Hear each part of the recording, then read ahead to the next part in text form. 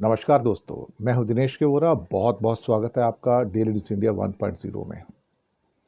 दोस्तों, राफाल की कहानी गहराती जा रही है कि राफाल गिरे नहीं गिरे, क्या हुआ। पर दुनिया भर में इस बात के चर्चे हैं। राइटर्स हों, टेलीग्राफ हों, गार्डियन हो, ऑस्ट्रेलियन हो, लमोंदे हो, न्यूयॉर्क टाइम्स हो, वाशिंगटन पोस्ट हो, कहानी हर जगह पर है। इवन फ्रांस के अपने पेपर लमोंदे के अंदर है, जहाँ पर कि कहा जा रहा है कि राफेल को नुकसान हुआ है काफ़ी इंडिया में। उसका असर उसकी कंपनी के ऊपर पड़ा है। कंपनी कौन सी है? Dassault aviation. भारत ने 36 राफेल लिए थे और उसके बाद अभी 26 राफेल का, जो समुद्री राफेल हैं एयरक्राफ्ट कैरियर के लिए, 63,000 करोड़ का सौदा किया। अब यहाँ से बहुत सारे सवाल पैदा होते हैं, एक नहीं बहुत सारे सवाल पैदा होते हैं। सच क्या है? हकीकत क्या है? क्या वास्तव में राफेल गिरा? दो इंडिकेशंस। पहला, आर्मी की प्रेस कॉन्फ्रेंस, उसमें कहा जाता है कि हमारे सारे पायलट सुरक्षित वापस आ गए। इसमें से कुछ लोगों ने एक इम्प्लाइड मीनिंग निकाला कि सुरक्षित वापस आना तो उसमें भी हो सकता है जहां पायलट इजेक्ट कर जाता है हिट होने के बाद या खराबी होने के बाद। जब वो क्रैश हो रहा होता है तो उस समय पायलट इजेक्ट कर जाता है, तो पायलट बच जाता है लेकिन एयरक्राफ्ट चला जाता है। तो यहां पर पहली शंका उत्पन्न होती है कि पायलट सुरक्षित आ गए, लेकिन क्या हवाई जहाज सुरक्षित वापस आया? अब एक अखबार इसको लिखता तो मान भी लेते थे। एक लाइन है कई अखबारों की, इसमें राफेल के लॉस के बारे में लिखा गया है। दूसरा, कल शाम को जब प्रेस कॉन्फ्रेंस होती है, फिर से आर्मी अफसर्स आते हैं उसमें और उनसे फिर स्पेसिफिक सवाल किया जाता है कि राफेल का क्या हुआ, उसके लॉस के बारे में आप क्या कहेंगे।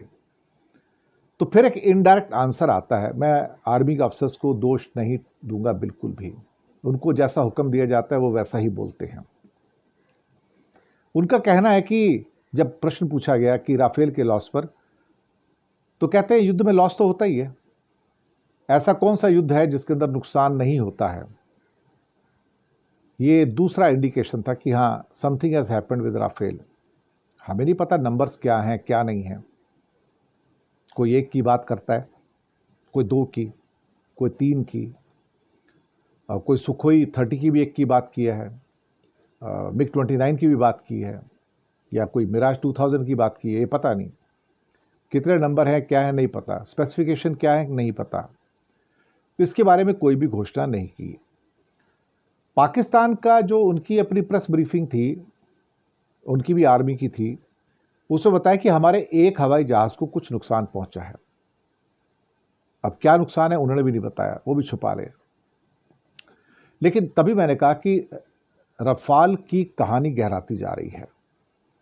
लेकिन सबसे जो कंफर्मेशन जो आती है वो यहाँ से आती है कि डसाल्ट एविएशन फ्रांस जो राफेल बनाती है, 2 दिन में सुनने में आया उसके शेयर जो थे 10% से ज़्यादा क्रैश हो गए।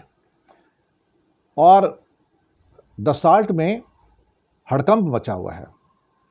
हड़कंप इसलिए बचा हुआ है कि उनके सारे जो फ्यूचर प्लान्स हैं या जो सेल्स होंगी, परचेज होंगी, जो राफेल बिकेंगे, उसके लिए ये जो लड़ाई है ना, जंग इंडिया और पाकिस्तान की, ये उनके लिए एक बड़ा सेटबैक लेके आई है। वो कहेंगे यार, जब रियल टेस्ट था, बैटल वॉर था, तो तुम्हारा राफेल तो चला नहीं उसके अंदर, तुम्हारा राफेल उसमें नहीं चला, तो हम तुम्हारा एयरक्राफ्ट क्यों खरीदें। जबकि पिछले 1 साल में उसके शेयर्स में, जब इंडिया ने राफेल इतने खरीदे तो उसका शेयर शूटअप कर रहा था, रॉकेट की तरह ऊपर जा रहा था एकदम से, और बहुत बढ़िया परसेंटेज पॉइंट के साथ डसाल्ट एविएशन टॉप पे गया।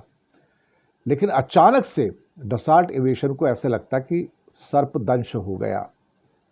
ये इंडिया स्टोरी जो है, ये डसाल्ट एविएशन को नुकसान पहुंचा रही है।